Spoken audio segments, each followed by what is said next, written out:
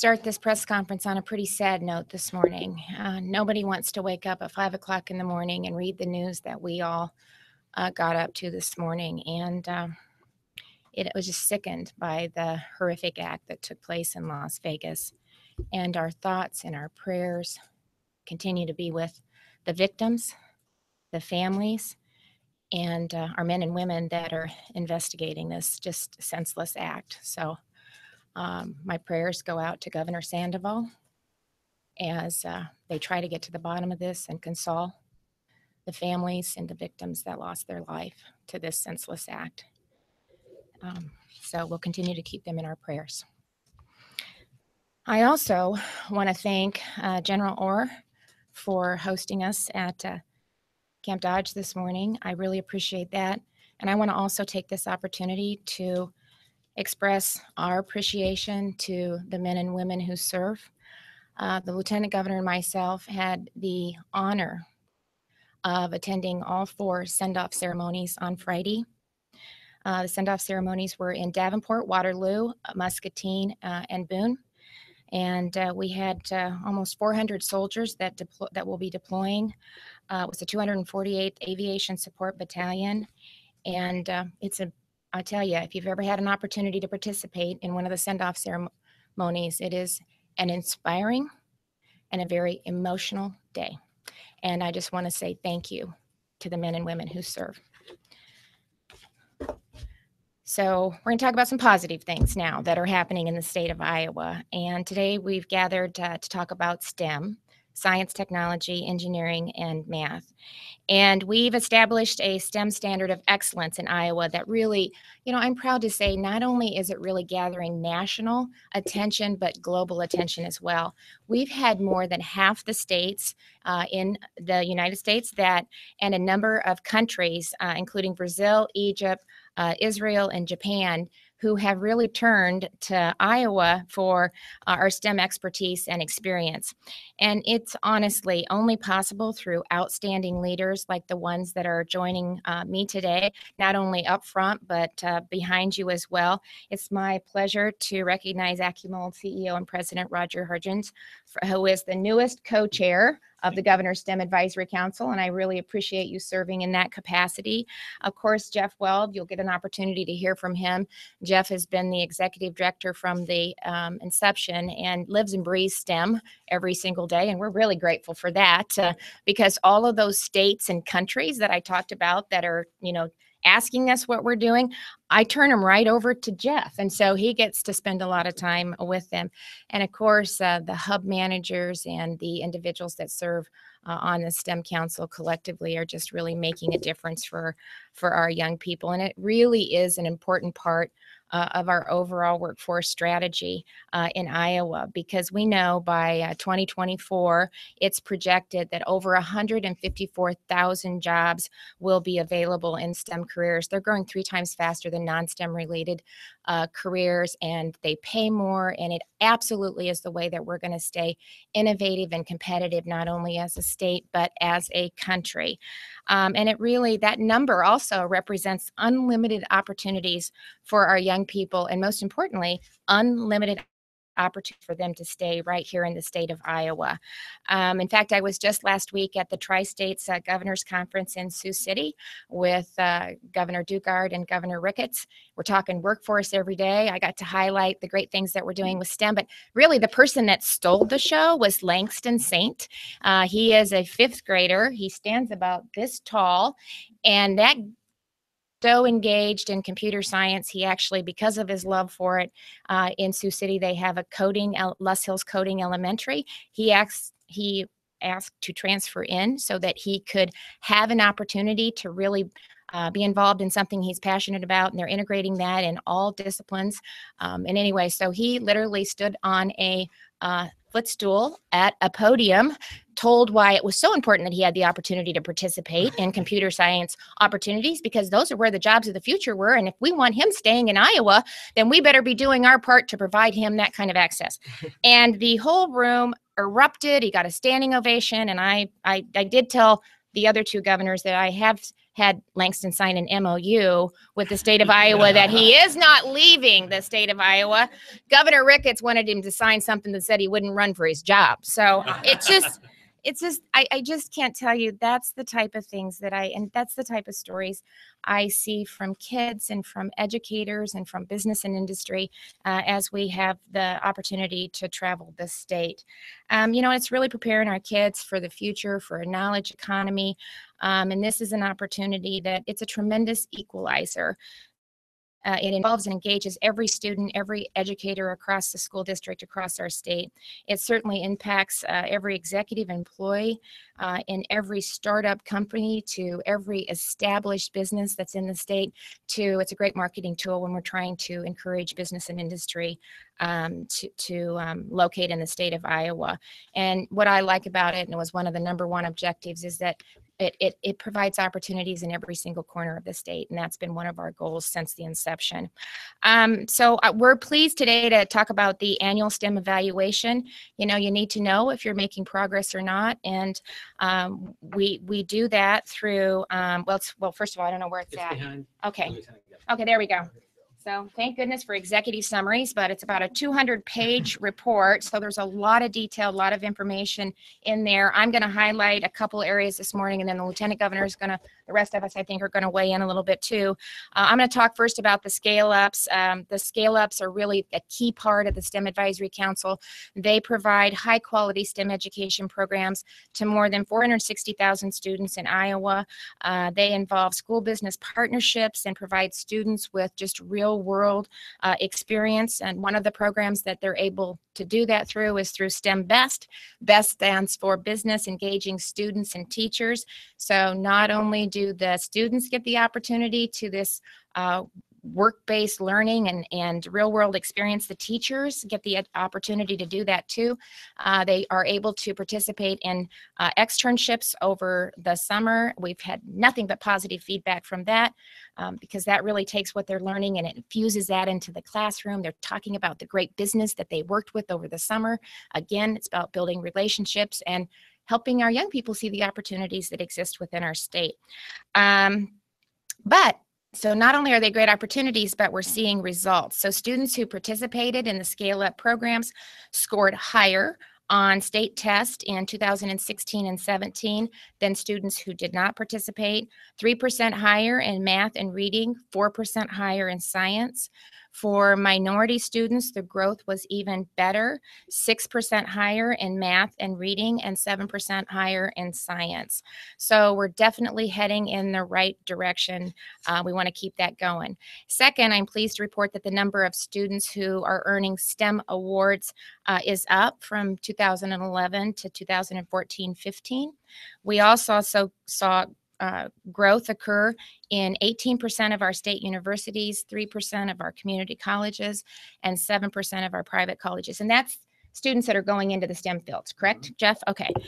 So it's vital. It's all tied together. We've got a Future Ready Iowa initiative that we're going to be launching here pretty soon with a goal of having 70% of Iowans have either education or training beyond high school by 2025. And all of this is really fitting together very nicely that will really help us meet that goal. And I'm really anxious for the Alliance to report back to me in October about what their objectives are to help us meet that goal. So we're having a positive impact. And now I'd like the Lieutenant Governor to tell you a little bit more. Thank you, Governor Reynolds, and good morning. This comprehensive assessment of STEM in Iowa is especially valuable for showing what needs to change as we build a better Iowa. How can we build an even better STEM education system? For example, it's critical to encourage more girls, young women, and minority students to become actively involved in STEM and consider STEM careers. Women fill close to half of all jobs in the U.S. economy, but they hold less than 25% of jobs in the STEM fields. Although women comprise more than 20% of engineering school graduates, only 11% of practicing engineers are women. And according to STEM Connector, of 100 female students working toward a bachelor's degree, only 3 will end up working in a STEM job 10 years after graduation. So how can we get more women to consider STEM careers and then stick with it through their education and into their career? Meanwhile, African American students earned just 2% of STEM degrees at state universities, while Hispanic students earned between 2 and 3%. Beyond the demographics of who is seeking STEM degrees, we also need to pay more attention to specific STEM skills that are in short supply. For example, we need more students trained in computer science. We're working hard to do that with a new law that encourages every elementary, middle, and high school to offer high-quality computer science instruction by July 1st of 2019. We've no doubt come a long way with STEM education, but there's still important work to be done. At this time, I'll turn it over to STEM Council co-chair Roger Hargens, who I know as a major employer would love to see more Iowa children enter the STEM careers. Roger? Thank you. Thank you, Lieutenant Governor. It's very exciting to be a co-chair with Governor Reynolds here and Lieutenant Governor Gregg. It's very important to have business talk about where these young folks are going to be going to work. This is the evaluation that we're going to have today is a very rigorous evaluation of the program and how it's operating. And as an employer, we're constantly looking at how we can figure out how we can get more STEM people into our company. We're just under 400 employees at AccuMold, and over the next 5 years, we plan to doubling our workforce. 80% of those jobs are going to be in STEM fields. That's really, really important to us and important to the employees. The public survey results is going to be very good. It's really interesting to know that 9 out of 10 Iowans see STEM as a priority. That means they're engaged, which we're really interested in seeing that. Parents need to understand there's great careers with STEM education in our company and many, many companies like us across the state. And they ought to know that STEM jobs are expected to grow, as the governor said, annually much faster than non-STEM jobs. And the pay for STEM jobs is higher than non-STEM jobs. And parents will want to know that right now there's 12,400 vacancies currently in Iowa in STEM jobs, several at our company. We're wanting more and more people to be engaged in this field. So my message here is to become involved. We want parents, education involved. And we really got to look at this as an economic development tool, not just an educational undertaking. So with that alongside this, I'd like to turn it over now to Jeff Weld, the STEM Council. Jeff? Thank you, Mr. Hargens. Thank you, Governor. Thank you, Lieutenant Governor. I am going to take this moment to recognize a couple of folks who contributed to this report. Can I hold up once more? Yep. You want me to? We do this Would pretty you well like together. to? Absolutely. Wow, thank you, Governor. You should see us on the road, actually. She's fabulous. Dr. Erin Hayden, I think, just got off a plane and is in this room somewhere. Dr. Erin Hayden at the University of Northern Iowa Center for Social and Behavioral Research is the project lead on this annual waypoint that tells STEM how we're doing. Her colleague is Mari Chemis in the house. Mari right next to her. Mari directs the Research Institute for Studies in Education at Iowa State University, and together with Iowa Testing Programs, produces the bulk of this annual report that's invaluable to our gauging our progress. And I'm going to show an excerpt from Mari's shop here in just a moment. But in addition to the 70-some thousand kids that participated in Scale Up last year and the 16,000 and some educators, the governor mentioned STEM Best. It's important to note that 700 more young Iowans participated in one of the STEM Best partnerships last year. We had approximately 1,500 young Iowans taking part in IT Academy, the Microsoft enrichment program at our schools. Thousands of kids have learned this last year at the lab desks of Kemen Award winners and summer externs in business, and scores have now been taught by STEM-endorsed teachers, and countless children and families have enjoyed festivals last year and have been inspired by public service announcements thanks to Strategic America about the great STEM futures that await. So this is an all-hands-on-deck enterprise that we've taken on in Iowa, and Mari provided a chart, but I might enlist our governor again to help me out. Well, I've got competing interests. Thank you. Well, I'm gonna take him Thank up you. on it here, Roger. Okay. So produced by the Research Institute for Studies in Education is this graphic. Many of you are dots on this graphic. This is the Iowa Professional STEM Network pre-2011, to Roger's side, numbering somewhere in the 300s of Iowans that were working in STEM. To the governor's side is, as of 2015, well into the 700s of professionals working in Iowa's STEM network. And I would venture to say we're up probably 500 since that count. So little bit out. Yeah. Mari, we're going to need an updated version of that. I think she lost the grad student who produced it. Yeah. But certainly that's a credit to the folks in this room. Many of you have occupied key positions in this network. And if there's a secret sauce to our work, besides the outstanding leadership we enjoy, it's the involvement of so many Iowans. So we're convening. We're going to solicit input from our co-chairs here in just a few minutes. The STEM Council meets today, and we're going to look very much forward to their guiding us in how to expand and improve and increase the effectiveness of the STEM program for the kids of Iowa to meet the career opportunities and demands of an exciting STEM future for Iowa. So with that, thank you. And thank you. Yeah, got it.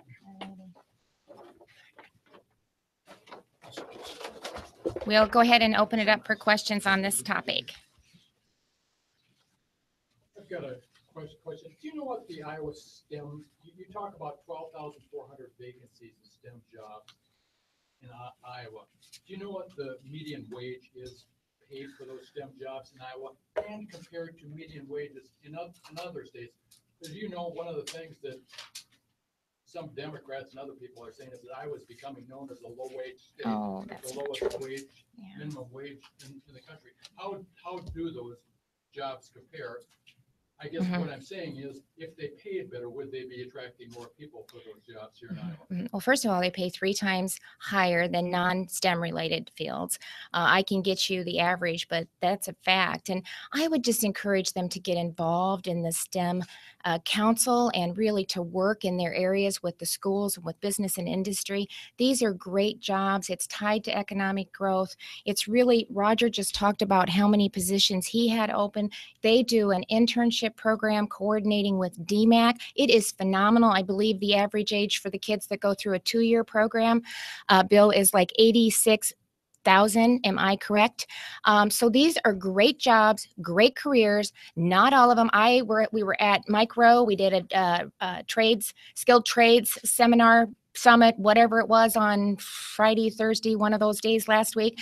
There were 600 people in that audience that recognize the need and the opportunity that exists for our young people. These are great jobs, great opportunities. So what we want to do through the STEM Advisory Council, through Future Ready Iowa, through education reform, through working with business and industry, we want to expose our young people to the career opportunities that exist within the state and really help them find their passion. They're more successful if they love what they're doing, and then really talk to them about here's what the job pays, here's the amount of certification, education, training that's required to get that job. Here's the employers that are hiring tomorrow, and really do a great job of just really helping kids see the opportunities. We were down in Southwest Iowa last week. I was in Shenandoah. There's a business there that has 75 job openings. I was in Ida County with another business from Holstein that has 60 job openings right now, today. If you talk to our contractors, we were at Prestige Saturday. The construction jobs are off the charts. If you look around the metro area and around the state, they need welders, plumbers, construction workers. We need professionals. We need nurses. We need manufacturing. If we're going to grow the economy, we just got to have that workforce ready to go. And that's what we're focused on every day. These are great jobs. Do you folks know how the jobs in Iowa, STEM jobs in Iowa compare? Are you getting outbid by other states for workers? Not normally. No, because the demand is there. It's an employee market right now, right? I mean, the demand is there for workforce. Roger talked about growing. All of the companies, majority by far, are growing, and they're very optimistic about the future. And so we need to be a partner with them and help get them the workforce. I'm sure we can get that. Okay, but does anybody hear the bottom line? We'll get that. We'll get that figure for you. They're 3 times higher. We know that. We can do it but that's the whole goal, Bill, is to make sure that we're providing our young people with that information so that they can make decisions early on. Does the STEM initiative include provisions for improving the learning environments, maximizing the students' ability to learn, including things like nutrition? Well, that's part of our Healthiest State initiative. It's infused in, I talked about one of the high demand jobs is in the nursing field. And so it's, what I like about it is really, it's kind of, they're applying what they're learning. It's work-based learning, critical thinking. And I think, especially for a lot of young students, that they just can't sit in a seat and be lectured to. They need to participate in the process. And when we allow them to participate, students that have checked out are really checking back in. And it's about helping them find something that they really like, they're passionate, and they're good at. And so the more that we can expose them to, because there's a whole host of opportunities out there in a lot of different fields, but we also should tie it to where the high demand fields are at, so that we know when they're making these decisions, we can say, this is a great job, here's what it pays, and oh my gosh, there's such a need right here, you could be hired tomorrow. So it's all of the above. Any other questions on that topic? Okay, we'd open it up.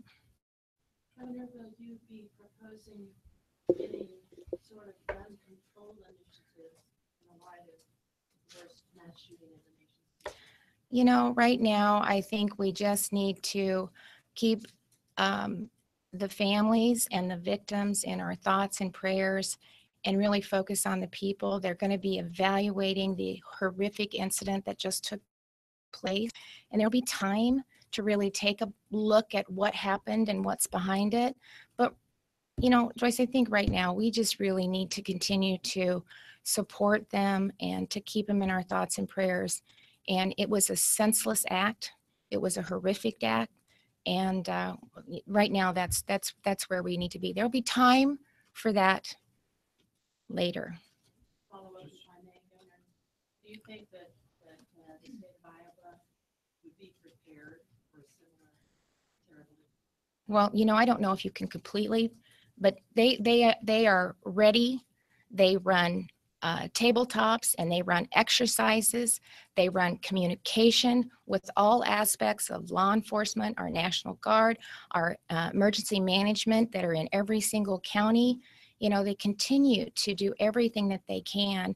ILEA, we're going to visit there afterwards. They provide professional response. They're continually working with our public our police officers to make sure that they have the skills and the training to really do what they do every single day, and that's keep us in our communities safe. So, these are the individuals that are running in when everybody else is running out, and I don't think we can say enough how grateful and thankful we are in a very, it's kind of a volatile time that they are willing to still put their life on the line every single day, put the uniform on and head to the streets and do everything they can to protect our families. And so they're doing their best job every single day to make sure that they're keeping our communities and Iowans safe and secure.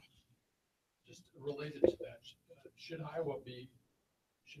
do you plan to be talking with your law enforcement people or Homeland Security or public safety people about whether Iowa should be holding outdoor events with so many people? They just had 20,000 people in Yeah, I was June there. for a concert on Saturday that was very similar to this type of a concert, although it wasn't a hotel tower.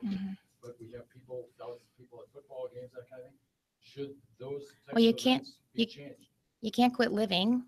That's what they want. We have to continue to live our lives, and we have to continue to work as a community and with our law enforcement, our EMS, our emergency management, Homeland Security. As Iowans, we all have a responsibility to be vigilant, to recognize what's going on in our communities and around us, report things that we see. We all have a responsibility, but you just don't stop living life. That's not what we want, or I don't think what we should expect to happen either. So, and the Lieutenant Governor and I meet monthly with Department of Public Safety. We get a confidential briefing on what's going on in the state, if there's anything that we need to be aware of. And so there's a lot of coordination that's happening every single day, and we meet with them all the time.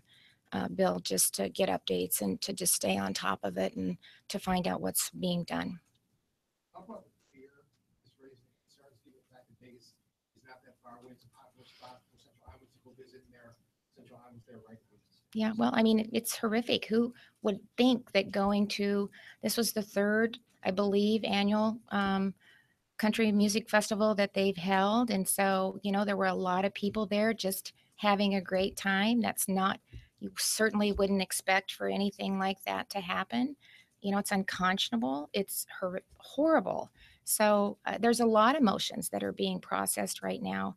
I know 50 fatalities, that the last I knew of. I, you know, wouldn't be surprised if there would be more. I think there's 400 now. They've upped it from the last news I heard was 200.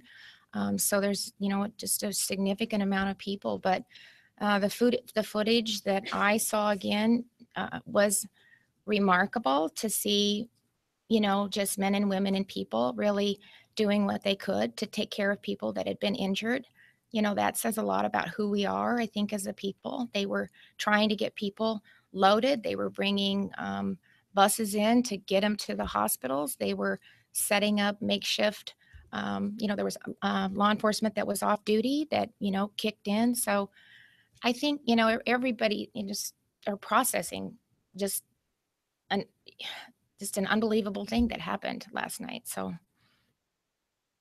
I wanted to ask about the state appeal board is meeting at 1:30 today to consider approving $1.75 million settlement with Kirsten Anderson and her attorney to settle this Republican Iowa Senate Republican caucus lawsuit against him. One of the appeal board members is State Treasurer Michael Fitzgerald. He said he faults you for not showing moral leadership as governor and as head of as the top elected official in the Republican Party in this state for condemning what happened. And he says he's disappointed that you have not called upon Senator Dix to resign as Republican caucus. We've since heard from some other Republicans who have said that they feel the same way. Mm-hmm. Well, first of all, let's stop taking incidents like this and make it a political issue. This is ridiculous. Sexual harassment is not to be tolerated, and I have been extremely clear about that. No one should have to work in an environment that's not safe. I have said over and over, we have a zero tolerance policy. We have procedures and policies in place that if somebody feels that they've been impacted in this manner, they have a procedure that they are able to go through and we can get answers. That was unacceptable, what happened in that caucus, and it's not to be tolerated. And I have made that clear from the word go. And we need to focus on doing the right thing, focus at the issue at hand. And we just, this politics shouldn't even be involved in this. It's not, it is not tolerated. I am not going to tell them what to do. I have said it's unacceptable. I have said we have a zero tolerance policy. That was not acceptable. We have procedures in place, and that's what I can have control over. How about should the Republican Dave, caucus be paying part of this? Though, isn't that a fair question to ask, though? Should the Republicans be paying at least part of this settlement? You know, this is, you need to talk to the Attorney General's office. They have represented them. That's a question for the AG's office. I'm not going to get in the middle of that. That was who represented them. Bill, that's where you need to address your questions to, and I'm sure they'll have an answer for you. I'll come right back to you. Okay, just one second. Dave had his hand up first, and then we'll come right back. What do you say to those who it took four years basically before finally one person resigned from the caucus staff? That's a really long time. Yeah, well, was there an appropriate investigation, and why should it take so long? You know, I wasn't involved in that. Again, Dave, I think that's probably a question. It is a question that you need to ask the Senate, and you need to ask the individuals that were involved, the leadership. That's a question for them. It was going through the legal process. There's both sides, so you'll have another lawsuit until you can get the facts, and you make sure that you have the facts to do what you need to do. It's a very litigious society that we live in, and so, but you need to ask them that. As I indicated, we have a zero tolerance policy. We've got procedures in place, and it's not acceptable. Kathy?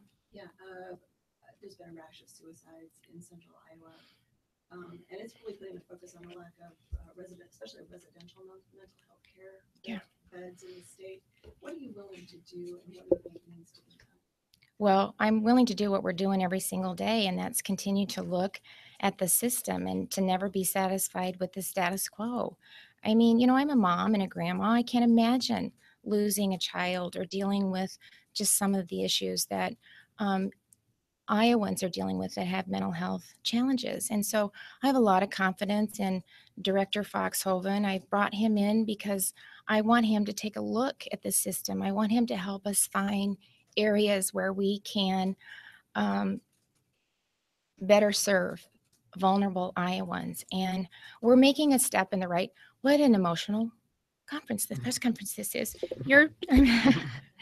So just, I need you to look at me, Kathy. We're doing what we can, and we're working every day to make it better.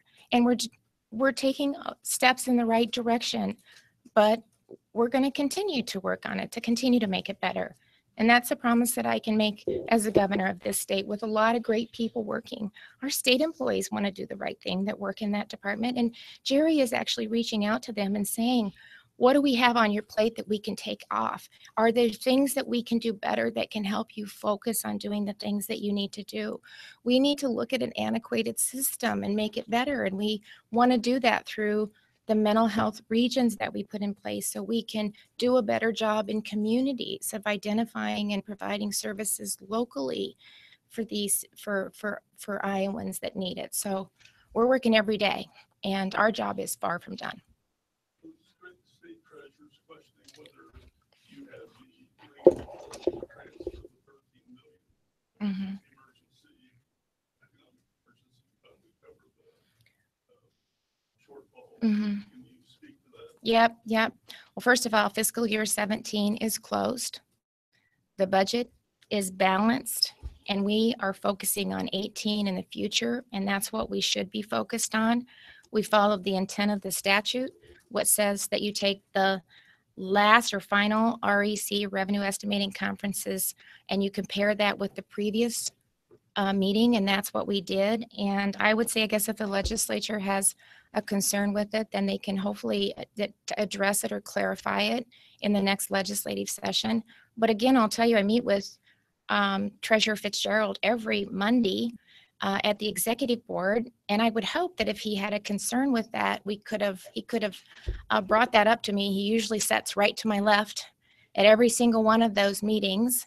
And instead of waiting till the last day of the fiscal year to bring it up, we gotta communicate. We need to talk about this. We're all serving the same taxpayer out there, and this gotcha stuff, it got to go away. And that's what I'm trying to do. And I would just hope everybody else out there would do the same thing. Thank you.